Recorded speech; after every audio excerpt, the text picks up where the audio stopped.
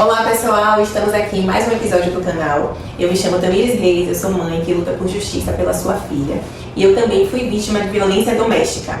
Hoje nós estamos aqui com a psicóloga Milena Magalhães. Bem-vinda, Milena. Obrigada, Tami. Milena é formada pela Universidade Federal da Bahia, é especialista em saúde da família e comunidade pela Fiocruz, na modalidade de residência multiprofissional, especialista em terapia cognitiva comportamental pela Facominas e em saúde mental pela Faculdade Dom Alberto. Atualmente, Milena atua como psicóloga clínica. O tema de hoje é o papel da psicologia frente à situação de crianças que sofreram abuso sexual. Então hoje eu precisei ter uma pesca, porque assim, gente, são várias perguntas a respeito do papel da psicologia, como a psicologia pode nos ajudar. Inclusive a psicologia também, os relatórios psicológicos também são utilizados como provas, né? Então assim, eu precisei de uma pesca para estar perguntando tudo a Milena e não me esquecer de nada. Então, Milena, primeiramente, bem-vinda, né? E a primeira pergunta é: o que diz o Conselho Federal de Psicologia a respeito do papel do psicólogo frente a essas situações de abuso sexual e também de violência doméstica, né? O Conselho Federal de Psicologia, ele lançou uma nota recente, em 2020, com referências técnicas da atuação do psicólogo dentro da rede de proteção às vítimas que sofreram abuso. Então, lá no Conselho, ele norteia, né, direciona os psicólogos nas diferentes atuações que o psicólogo pode fazer, assim, em diferentes serviços e dispositivos, né, dentro da política pública. O psicólogo, ele tem a atuação dentro do SUS, sistema de saúde, tem um sistema de assistência social no SUS, tem também na área jurídica, né, os psicólogos forenses, e lá dentro também tem várias atuações distintas dentro da área jurídica, e a gente vai explanar, acho que acredito, um pouco mais tarde, sim, né?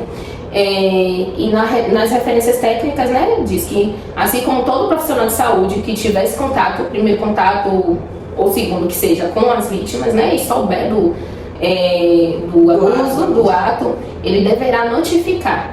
Sim. Inclusive, é uma lei que está para além do Conselho Federal, né? Está para além da atuação das orientações do Conselho, porque em 2019 houve essa lei, entrou em vigor, sobre a obrigação de todos os profissionais de saúde constarem nos prontuários indícios, né? Quando houver indícios de violência contra a mulher, haver essa notificação. E também está para além porque o ECA, ele direciona nos casos de abuso infantil. Uhum. Então, todo profissional de saúde deve também notificar compulsoriamente os abusos sofridos, né? E aí, nas diferentes fases, sejam na infância ou na vida adulta, tem que haver essa notificação, porque tem algo além também dentro do conselho. Entendi. Então, no caso, que aí a gente já parte até para a próxima pergunta, né? Que é quando a vítima conta pela primeira vez para o psicólogo do abuso que está sofrendo, do maus tratos que está sofrendo, como é que o psicólogo ele vai proceder diante desse relato, né? Então, assim, temos aqui dois públicos, né? No caso de uma criança relatar para você, para psicólogo, que está sofrendo abuso ou maus tratos, né, em casa, e quando é uma vítima já adulta que chega pra você e fala: olha, eu nunca contei isso a ninguém, é a primeira vez que eu tô contando que eu sou estuprada, que eu fui estuprada, que eu sou violentada, que meu marido me espanca, enfim, coisas desse tipo.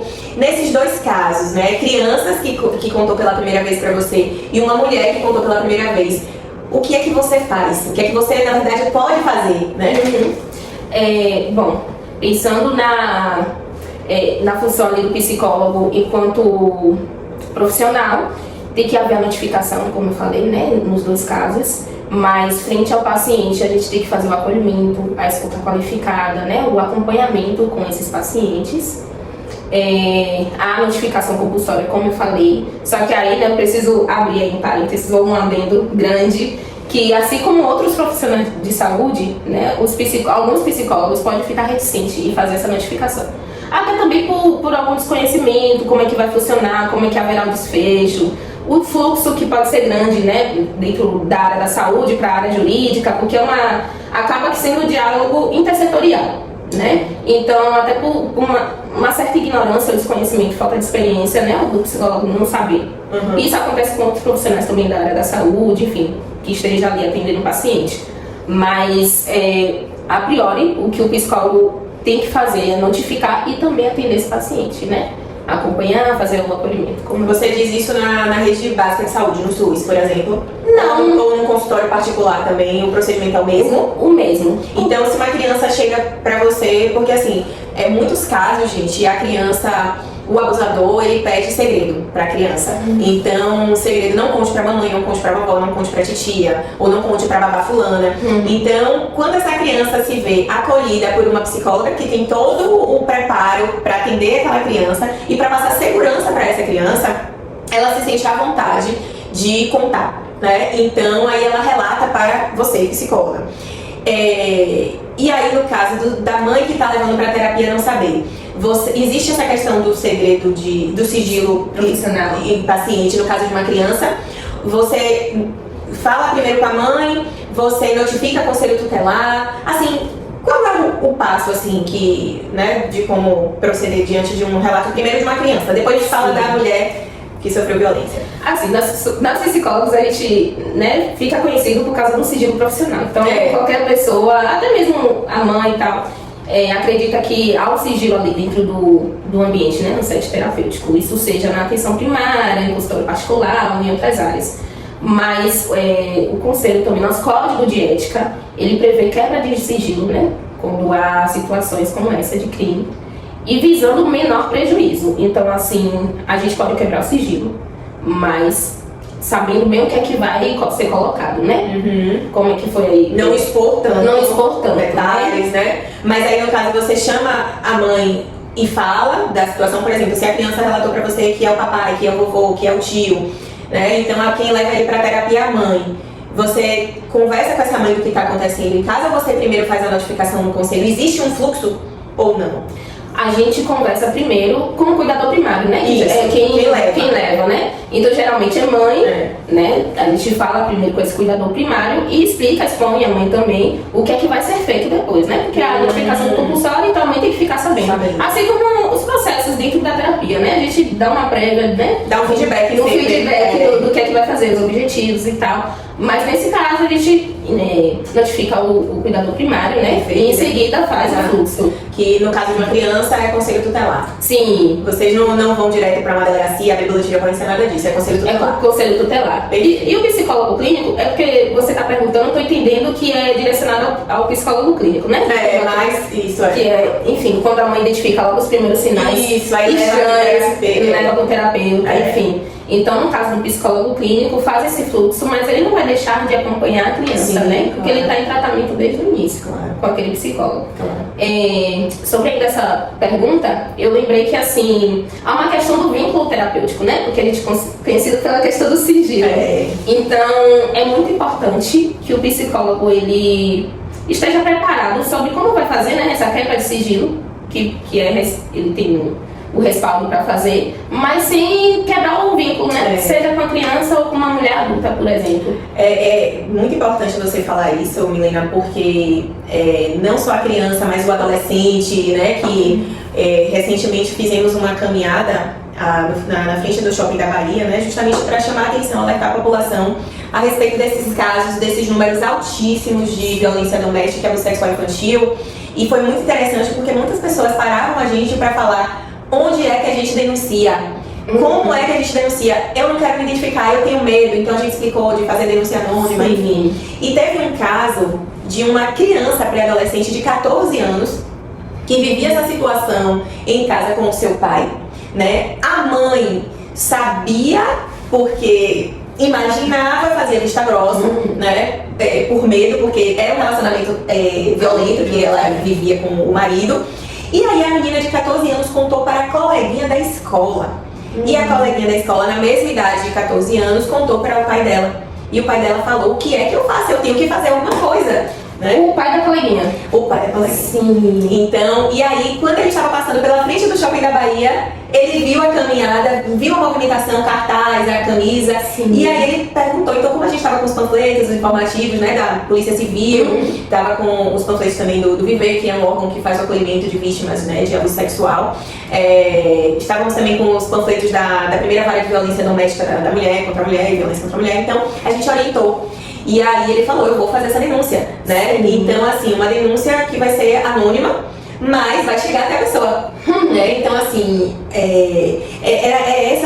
essa linha, né, de que do vínculo da criança confiar numa pessoa para falar, que ela confiou nessa coleguinha para falar, e essa coleguinha confiou no pai no intuito de ajudar ela, de tirar a criança daquele ambiente, daquela violência. Mas aí também tem essa questão, né? Poxa, eu confiei nela e ela contou pro pai, e aí, sei lá, meu pai vai preso. Enfim, né? Então, imagino isso também para o terapeuta, porque no processo terapêutico cria-se o vínculo, cria-se a confiança. É fundamental. E você, quanto profissional, quanto cidadão, né? Eu digo como profissional da área de saúde, temos a obrigação, né? Aí eu me coloco também como fonoaudióloga, temos a obrigação de notificar.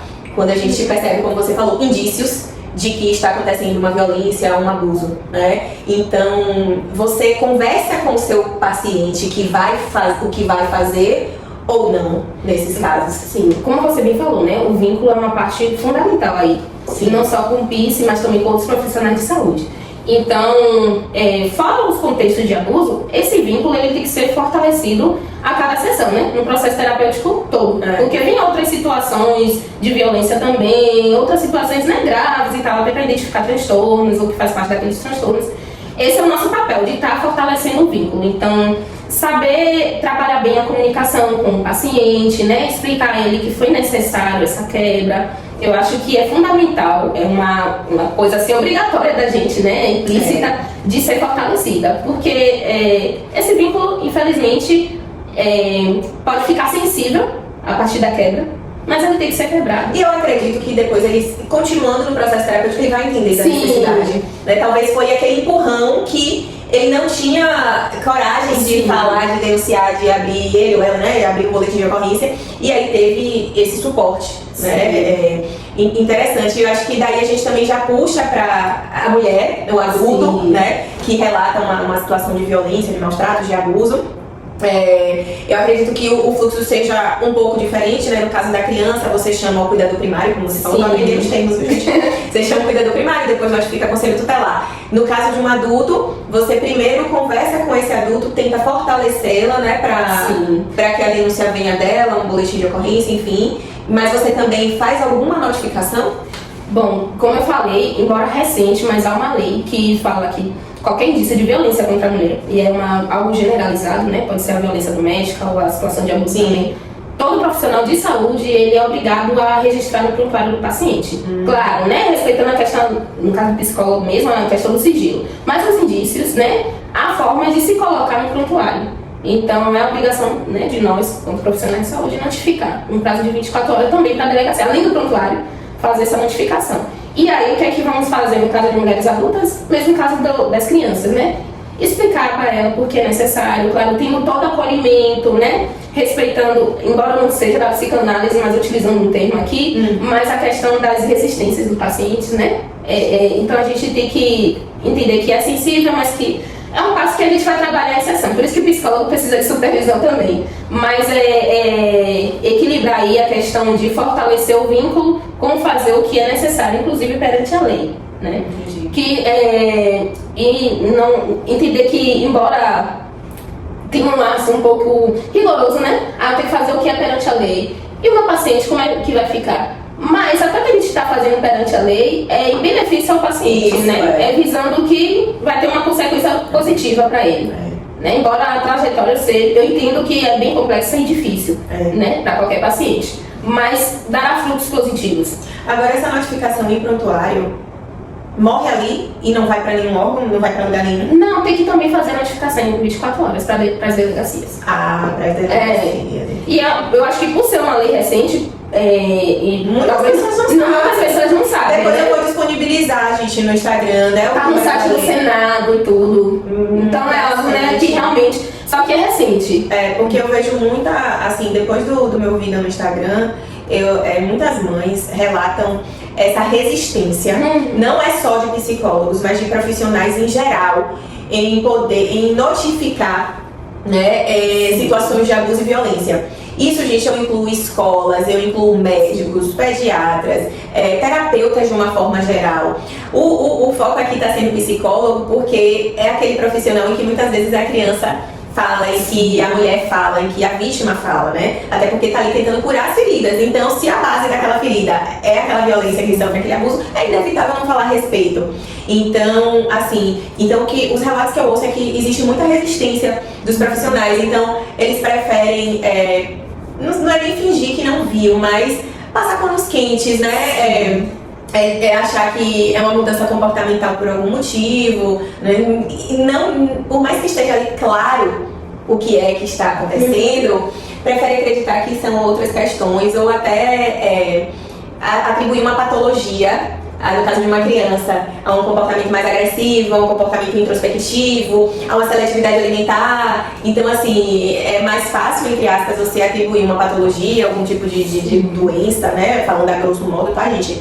Do que você comprar uma briga, de abrir uma notificação, de fazer uma queixa de delegacia, de ir ao conselho tutelar e falar, ó, essa criança tá chegando aqui todos os dias com o corpo todo roxo, né? Essa criança que tá com resistência a trocar fralda, essa criança tá batendo muito nos colegas. Então, assim, você ir pegando os indícios e chegar a uma conclusão, porque assim, médicos, escolas, eles têm um preparo prévio para saber mais ou menos o que está dentro da normalidade, né, daquele cidadão e o que está fora. Claro que nenhum ser humano é igual, né? Mas a gente consegue perceber o que pode estar ali acontecendo de estranho, de errado, né, a ponto de ser um crime, alguma coisa assim, ou algo que é só um comportamento, né, atípico da criança por algum outro fator. Então, a sociedade precisa realmente, e os profissionais, né, vamos trazer para os profissionais, precisamos nos alertar quanto a isso, nos orientar, como você falou, às vezes a ignorância de não conhecer, não saber as leis, o fluxo, porque nós estamos cobertos. A gente precisa notificar, gente, quando há indícios. Não quer dizer que a gente está ali acusando, incriminando uma pessoa. E assim, só com tudo, a gente tem que colocar informações necessárias para aquele caso, né? Então a gente tem todo o respaldo além das leis, mas quando for fazer o prontuário, colocar as informações necessárias. E aí, como eu sempre falo aqui nos episódios, a polícia que investigue, o Ministério Público que investigue, mas a gente, quanto profissional, a gente precisa notificar, a gente não pode fechar os nossos olhos ou simplesmente dizer que não vai mais atender aquela criança, porque também aconteceu com um caso de uma das mães que me seguem, falaram isso, entendeu? Que a psicóloga preferiu não atender. Eu tive psicólogas, no meu caso, que disseram que estava com a doença, que estava passando por problemas de saúde. Quando começou a perceber o que estava acontecendo, se ausentou da situação. Entendeu? Então, assim, é muito difícil, porque é difícil para nós, vítimas, é difícil para a criança já conseguir externalizar, verbalizar. E quando você consegue colocar para fora, você encontra um profissional que não lhe acolhe e que ainda se ausenta e foge. Sim. Então é mais uma vez você ali se sentindo péssima, desamparada. Você já está frágil, você já está vulnerável, né? Então é preciso ter uma mudança no olhar desses profissionais, né? Porque eu acho que muitos pensam que você, a partir do momento que abre a notificação dos indícios que você percebeu, ou do relato mesmo da pessoa, eles ficam com medo de ter que depor, de receber processo, de sofrer alguma retaliação. Realmente, assim, dentro da minha experiência, né, na atenção primária, a gente trabalha muito em equipe. Nosso trabalho praticamente é em equipe. Então, assim, fora atendimentos individuais, a gente pode fazer atendimentos compartilhados, tem fluxos, assim, diários que às vezes, dentro do acolhimento, né, que é o primeiro passo ali, depois da triagem, é o enfermeiro que vai estar, amanhã vai estar o dentista, depois de amanhã o psicólogo do NASF. Então, alguns casos que eu acompanhei, até um específico, desse caso e outros eu coloquei no meu relatório. No trabalho de conclusão de residência que a gente faz, né? É uma especialização em serviço, no final a gente tem que fazer um trabalho apresentando. Então, eu escolhi um desses casos. A adolescente menor, tinha 13 anos, entre 13 e 14, chegou com outras queixas, a avó que levou por achar estranho alguns comportamentos dela, né? Então levou no acolhimento, a enfermeira fez o primeiro acolhimento, mas já notou algo estranho. Então assim, a enfermeira, pela experiência, pela escuta qualificada, já desconfiou de algo, né? E levou pra mim. Só que ela também era atendida por outros profissionais, enfim, porque saúde da família é a família toda, num cartãozinho só, então é atendida ali toda a família por todos os profissionais, né?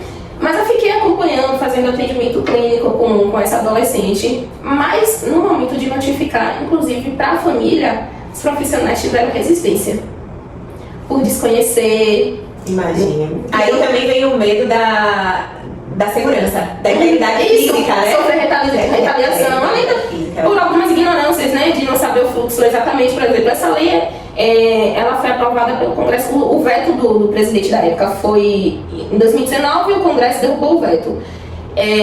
Mas eu lembro que minha atuação se deu ali, começou em 2020 na pandemia. Sim. Então, e não foi uma lei muito publicizada, né? Fora que assim, o período foi de tantas outras questões para a pandemia, né? Que acabou ficando ofuscando. Então, assim, eu lembro que nessa época os profissionais ficaram resistentes. Não era uma vontade, não era porque não era profissionais humanizados, não. Tive excelentes colegas mesmo. Mas, independente da área. Independente da área e da época. E da época também. Então, realmente é o que eu mais vejo. São os profissionais querendo se ausentar. Tá? Pediatra, isso e aquilo, não, leve pra tal profissional, leve pro psicólogo. E muitas vezes quer tudo sobre o psicólogo.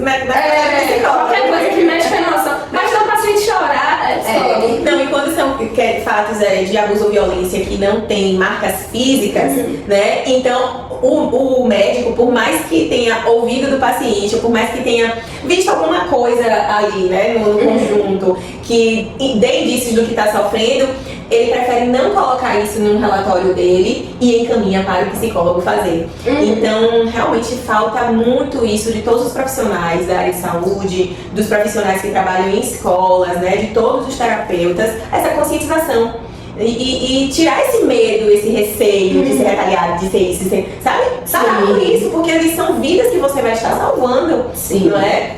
E uma coisa também é que, assim, nenhum de nós estamos isentos disso acontecer com a gente. A gente acha que é algo distante, mas não, é algo que pode estar dentro da sua casa e você não sabe. Porque as vítimas, elas se calam. E a maioria dos abusos são intrafamiliares. Então com algum parente, algum familiar ou algo próximo do familiar, né? Amigos que frequentam muito a casa, a família. Exatamente. Então pode estar ali debaixo dos seus olhos e você não tá vendo, você não saber. Então não é algo que é distante. É o caso de Tamires, é o caso de fulana. Não, pode estar sendo o caso de algum familiar seu, de um filho seu, um neto, um sobrinho, e você não sabe. Então assim, é o que eu continuo dizendo, é uma causa de todos nós. Nós como profissionais, linha de frente e também enquanto seres humanos, sociedade, né? A gente precisa se alertar enquanto a gente tem que lembrar assim que há uma cultura do estupro e isso não é algo específico do Brasil, né? Mas do mundo. Sim. Então assim, e não tem como a gente não ligar a luta feminista, né? Como uma causa muito importante. Então, se há essa cultura do estupro e às vezes a gente se coloca, não, tô de braços de braços dados com a luta feminista e tal, mas acaba fechando os olhos, então você não tá. Inclusive, essa semana eu recebi uma pergunta. Você agora faz, por causa da caminhada, você agora faz parte de grupos ativistas, feministas, militantes, e aí já veio colocando vários rótulos em mim, sabe? Sim. Eu falei, não, eu não faço parte de nenhum coletivo, eu não faço parte de nenhum grupo ativista, eu estou aqui lutando por uma causa que é um problema social, é um problema realmente de todos nós. Não é porque eu estou lutando por esta causa, por minha filha, por mim, e também por outras mulheres, por outras crianças, que eu estou fazendo parte de algum grupo específico, né? Mas as pessoas gostam de rotular. Eu acho que talvez seja também uma forma de se distanciar. De dizer, eu não sou militante, eu não sou feminista, eu não sou ativista, eu não sou isso. Criando estereótipos, o que seria feminista. Gente, então assim, a gente precisa cair na real. A gente não tá falando de partidos políticos, a gente não tá falando de grupos de sei lá o quê. A gente tá ali lutando por uma causa que acaba sendo uma causa comum realmente aos grupos ativistas, aos grupos feministas, aos coletivos de mães. Porque é a realidade que a gente vive. Se a gente for, qualquer pessoa leiga, né? Isso daqui não é só para profissional, mas abrir o anuário de segurança pública, tá disponível no Google, e ver a parte de. Tem inclusive separado, né? Tentativas de estupro e estupros mesmo consumados. Os números são gigantescos e só aumenta ano após ano. Só aumenta ano após ano. Eu tenho lido esse anuário, é estarrecedor. Eu gostaria de ter mais tempo, né, para poder fazer postagens a respeito disso, para alertar a população.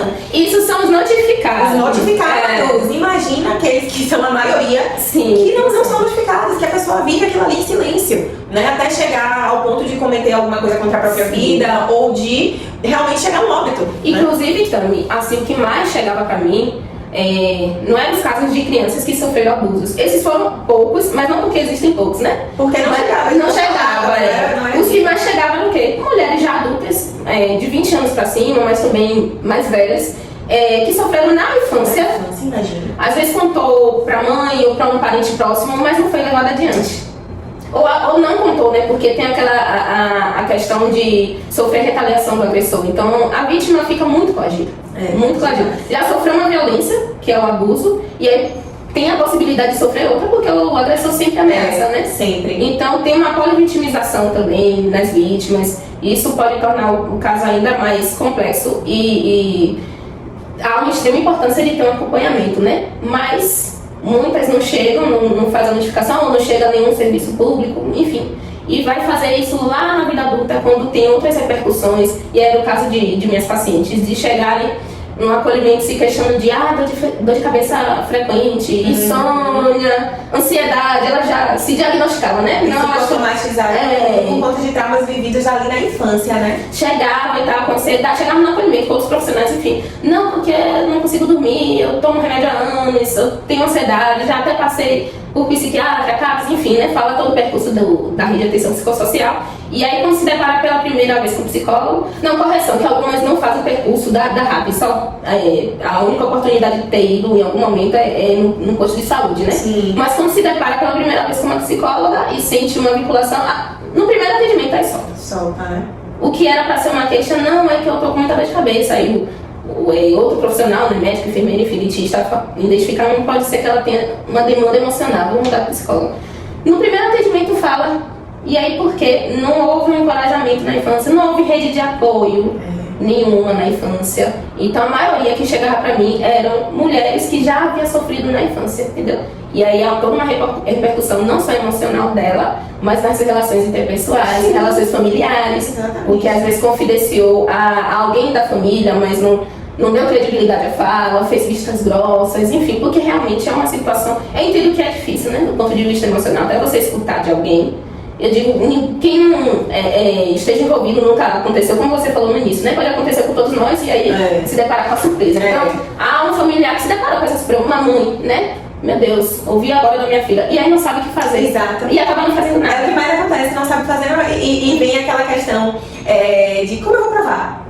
Será que eu vou acreditar no que ela está dizendo? Isso é uma coisa da cabeça dela. Sim. Então assim, começam vários questionamentos, né? Sendo que o próprio Ministério Público ele fala que qualquer indício, qualquer sinal deve ser feita a denúncia para que os órgãos competentes investiguem. A lei também fala em relação à violência contra a mulher. Enfim. Mas o que a gente tem mais visto é que quando essas pessoas vão denunciar, mesmo quando há provas, para que se abra um processo, não arquive, seja levado adiante, para que o acusado seja incriminado, seja condenado, nossa, leva 10 anos quando acontece. Sim. Né? Então, ainda há muitas brechas. Tem essa questão também da possibilidade da justiça demorar, né? Há uma morosidade no sistema judiciário. Então a vítima pensa em toda uma repercussão. Isso. E acaba desistindo. A vítima, no caso, o cuidador primário da vítima, isso, né? E acaba desistindo. Eu tenho uma seguidora me falou que ela já chegou na DEAN 3 vezes. Nas 3 vezes ela desistiu. Sim. Imagina, ela sai de casa disposta, vou prestar queixa hoje. Porque fulano, o marido, está me ameaçando, me bate, faz isso, faz aquilo. Quando ela cria coragem, chega lá, ela é mal atendida, ela volta pra casa. Ela desiste porque ela é julgada, por várias questões. Sim, esse fator também. Então é aquela coisa, a gente já não se sente encorajada. Já nos sentimos fragilizadas, já somos vulneráveis, até porque o agressor, ele faz isso em você, né? Ele faz você perder sua credibilidade, sua autoestima, sua confiança, tudo seu, pra você realmente não conseguir sair dali, né? E aí, quando por algum motivo você consegue, você não é acolhida. Sim. Tem esse fator que é a questão de despreparo profissional. E quando eu falo despreparo, não é só em conhecer as leis, né, saber normas técnicas, tudo como se deve proceder enquanto profissional, mas despreparo também em humanização. E aí, como você citou, delegacia, isso pode ocorrer em diferentes dispositivos, diferentes setores aí que deve haver o acolhimento à vítima. E assim, são inúmeros casos, você falou que tem chegado alguns, né? Também já ouvi vários enfim, da vítima chegar a ser descredibilizada, ser questionada, inclusive por outras mulheres também, então isso depende de gênero. Por isso que eu falo que acho que é o despreparo na questão da humanização dos profissionais, né? E isso deve ser encorajada, essa questão de humanizar o profissional em toda a rede de proteção, né? Seja no SUS, no sistema jurídico, para que as vítimas se sintam mais encorajadas a denunciar. Porque dessa forma realmente não vai haver notificação. A próxima pergunta, que é o que assim todo mundo mais pergunta, vamos dizer assim, que é sobre os relatórios. Os relatórios do psicólogo. O que esse psicólogo pode colocar no relatório? Ele deve colocar o que a criança falou, o que não deve? Ele pode, deve ou não deve colocar se a criança relatou o abuso? Se a mulher falou da violência que sofre? Então, assim, além dessa pergunta do que constar no relatório, né? Se é obrigação do psicólogo dar esse relatório ao paciente, caso o paciente peça. Ou se vocês, como psicólogos, podem negar esse relatório ao paciente. Basicamente isso. Não pode negar. O relatório, todo psicólogo clínico, ele deve dar, né, como solicitado. Certo. E aí, dentro do relatório, vai constar o acompanhamento clínico, né, o que foi trabalhado em sessão, o que foi identificado. O que algumas pessoas podem confundir é em relação ao documento, né, e o momento que vai ser dado nesse processo judicial. Então, assim, o psicólogo clínico, ele pode dar um relatório e parecer. Sim. Mas um psicólogo perito, que vai ser nomeado pelo juiz ali dentro do processo, ele dá o laudo, que é fruto de uma avaliação psicológica. Então, assim, a grosso modo, né, principalmente porque tem pessoas que estão assistindo ao público leigo, enfim, não é um profissional psicólogo que está assistindo, né, são mães. Então, a grosso modo, o juiz, ele vai solicitar um perito para fazer a avaliação psicológica. E essa avaliação psicológica o fruto da avaliação vai vir um laudo, né, que ali o profissional vai ter investigado o que é que aconteceu, né, enfim, possíveis transtornos. Mais voltado para a parte criminal. Assim, do que aconteceu, para tentar provar se realmente aconteceu. Sim, se foi abuso ou não. Certo. E aí, já o psicólogo clínico, que geralmente é o psicólogo que a mãe, às vezes antes mesmo de acionar a justiça, notificar, leva a criança, né, quando só há sinais, ela ainda não... Ele está fazendo um acompanhamento clínico que é mais de tratar, observar esses sintomas, né, acompanhar, enfim, fazer algumas intervenções. O perito está mais para provar, né? A grosso modo, entendi. Então, o psicólogo clínico, que não é perito, que não foi aquele designado pelo juiz, ele vai dar um parecer. Eu vou falar você me corrige. Tipo assim, esse comportamento parece um indício de tal coisa. Sim. Vocês não vão estar ali afirmando o que a criança chegou com tais sintomas, então foi feito, né, tais intervenções. E aí tem a questão da quebra de sigilo, que qualquer psicólogo pode fazer, então isso pode constar também. Sim. Mas a questão de um laudo realmente vai ser com um perito. Entendi. Então são coisas muito minuciosas, assim, particularidades que fica até um pouquinho difícil, né, para muitas pessoas entenderem. Mas é bom esclarecer, Milena, porque assim, a gente que é mãe, né, que é leigo, não sabe, então acha assim, meu filho contou a psicóloga, ela tem que detalhar ali e dizer fulano é abusador, fulano é um agressor, né, não cabe ao tem que constar as informações necessárias, né, do acompanhamento clínico ali, feito com a criança. Ele não pode negar relatório, entendeu? E aí a gente volta àquela questão, os psicólogos podem estar se recusando pela questão da resistência, da reticência, né, de sofrer uma retaliação, enfrentar e no caso de uma recusa, o que é que assim, a gente pode fazer? Se for numa clínica particular, falar com coordenação, direção, administração, existe algum meio a seguir ou simplesmente eu não quero mais um psicólogo? Você está me negando o relatório que é direito meu. Existe alguma coisa em relação a isso ou... Bom, sobre isso não tem nada muito amarradinho assim, que o CFP preconiza e tal. Você pode, a mãe, né, a pessoa envolvida pode notificar a clínica ou quem sabe algum CRP da região que houve a recusa. Sim. O ideal é que, além disso, a vítima e o cuidador primário procure logo um outro profissional, né? Porque o acompanhamento não pode... Eu ficaria achando um pouco estranho, né? Sim. Você, a criança, a vítima, enfim, relata a situação, vê sinais e se recusa a dar um parecer ao relatório.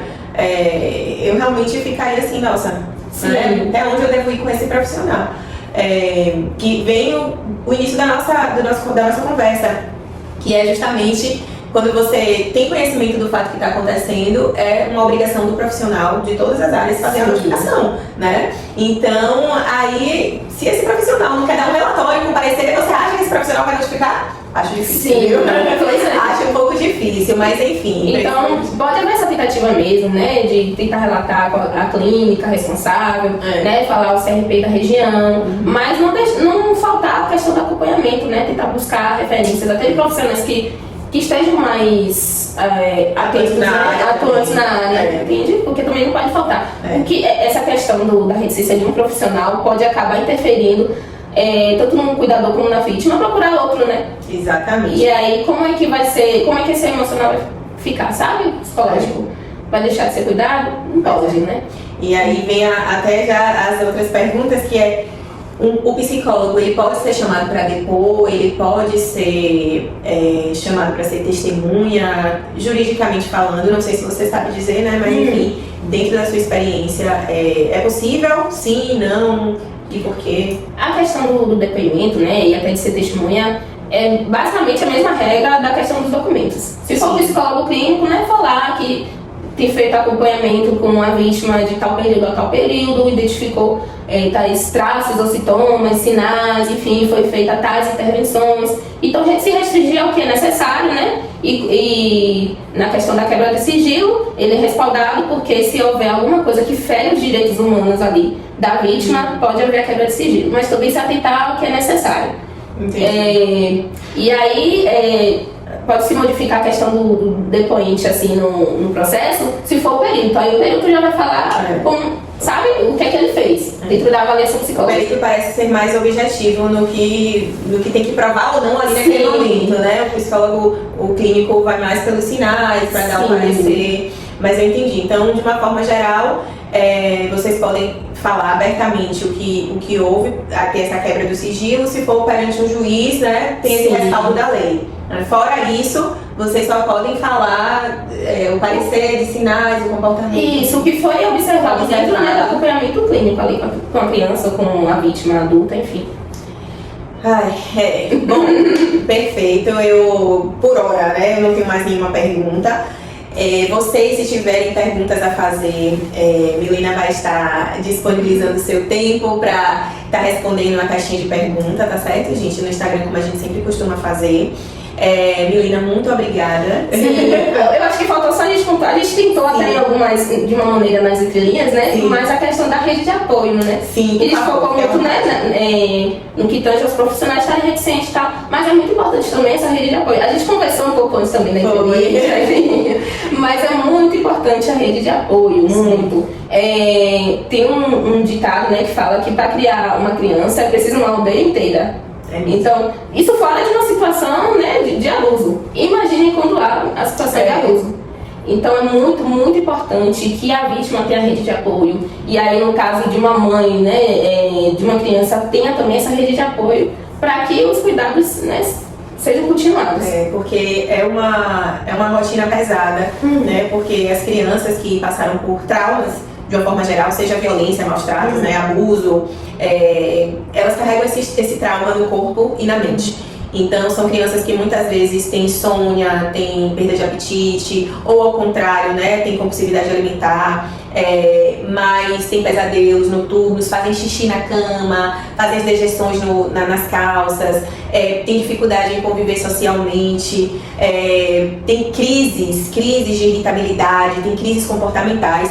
Então, assim, é pesado, é extremamente pesado para uma mãe, né?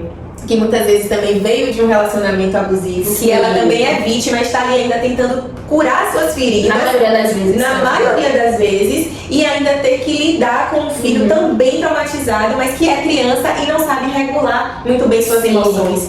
Então, gente, é uma rotina pesada, exaustiva, cansativa, e que se de fato não existir uma rede de apoio, né, da família, amigos, quem puder ajudar uma mãe, uma vítima, uma criança, ajudem, faça a sua parte para tornar isso um pouco mais leve. É muito importante você falar isso. Mas é muito importante, essa questão da rede de apoio é muito importante. E do acompanhamento psicológico, porque para a pessoa surtar, realmente era aqui para ali, a sobrecarga, o estresse, a privação de sono, né? Então, assim, é preciso ter um acompanhamento psicológico.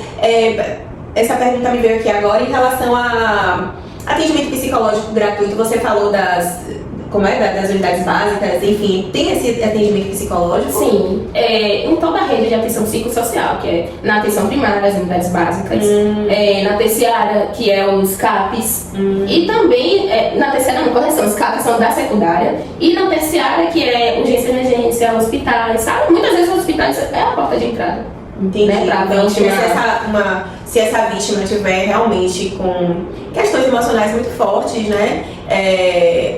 Onde ela deve ir? Porque também vem a questão da violência patrimonial, então muitas vezes não tem condições de pagar um acompanhamento psicológico particular. Existe a necessidade de que seja gratuito, né? Então, assim, se for algo realmente extremo, tá com muita dor de cabeça, tá passando por alguma situação, emergência, hospitais, né?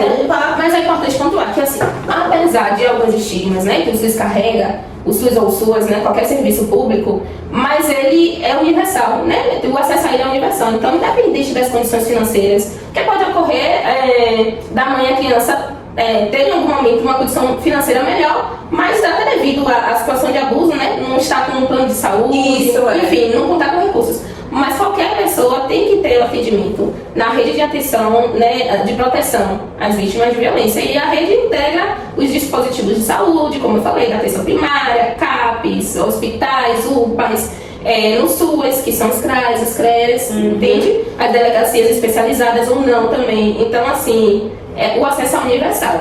Pelo menos o acesso gratuito, a vítima tem esse direito. É importante a gente falar sobre esses locais, né, que prestam esse serviço e esse acolhimento de forma gratuita. Bom, mais alguma coisa a acrescentar? Eu acho que provavelmente vai ter parte 2, né? Provavelmente sim, mas muito obrigada pelo seu tempo, pelos esclarecimentos, foi muito importante. Eu acredito que esclareceu bastante coisa pra gente, né? O pessoal tava pedindo, chama a psicóloga, chama a psicóloga. Todo mundo querendo saber dos relatórios, das coisas, então eu acredito que a gente conseguiu abarcar todas as perguntas. Eu tentei resumir tudo aqui no que todo mundo fica me perguntando para perguntar ao psicólogo. E qualquer dúvida, podem mandar perguntas através da caixinha que vamos responder, direcionar para a Milene e ela vai responder para vocês. Então, muito obrigada e até o próximo episódio.